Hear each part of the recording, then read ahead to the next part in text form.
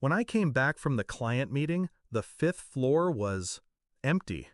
Our desks, computers, even the plants we'd kept alive through endless late nights, gone.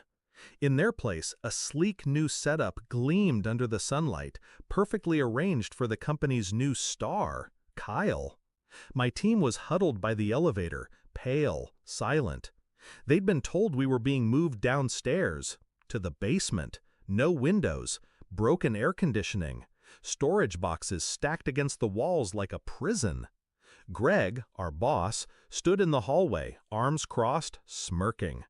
"Client-facing teams need the best offices," he said. "You'll manage fine in the basement." I didn't argue. I didn't shout. I just looked at my team and said, "Pack your bags." They thought I meant for the basement. I didn't. Flashback. The first time I met Greg. He was magnetic. Talked fast, shook your hand like he was closing a deal with you personally. He told me I was the missing piece to his department, said we'd build something unshakable. For 2 years, I believed him. We took the smallest accounts and turned them into the department's backbone. I defended him in meetings when other executives called his methods reckless.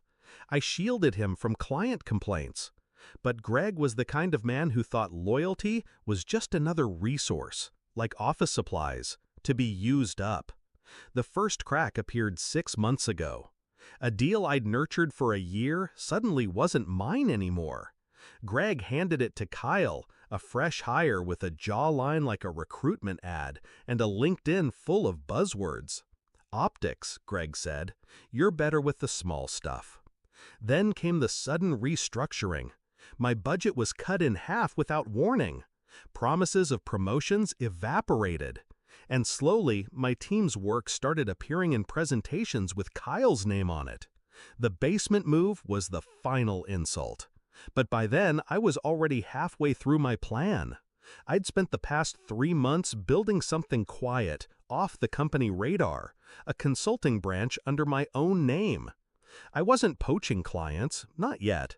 I was building trust, offering informal advice, helping them solve problems Greg didn't even know existed. At the same time, I'd been securing NDAs with my team, side contracts, legal, airtight. They thought it was just for some freelance opportunities I might offer them later. They didn't know they were already part of a different company, mine.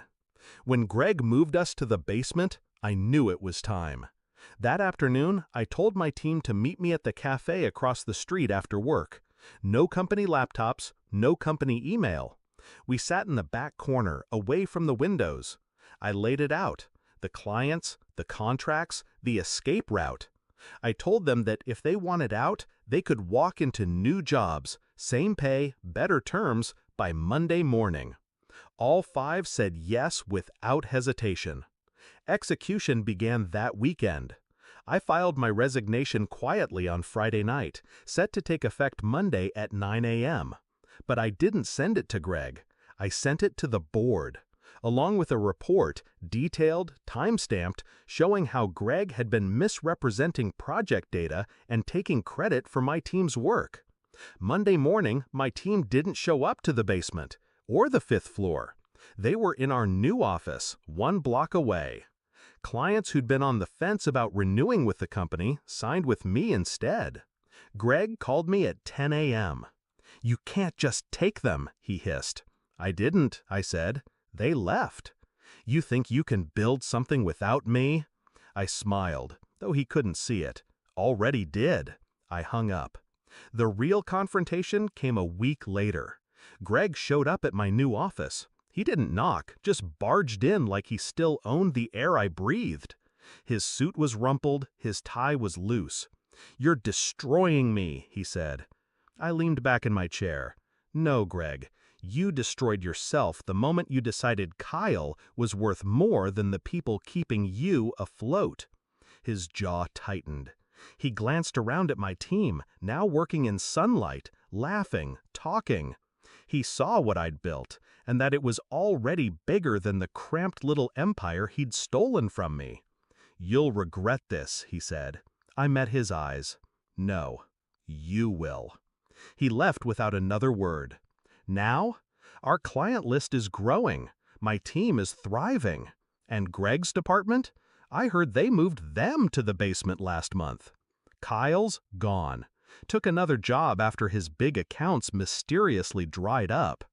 Greg is fighting to keep his title, but the board knows the numbers. They know the truth. I've learned something about revenge. It doesn't have to be dramatic. It doesn't have to be loud. It just has to be complete. When people ask why I left, I just say, the basement didn't suit me. I don't tell them that the basement was the best thing that ever happened to me, or that the moment Greg thought he'd humiliated me was the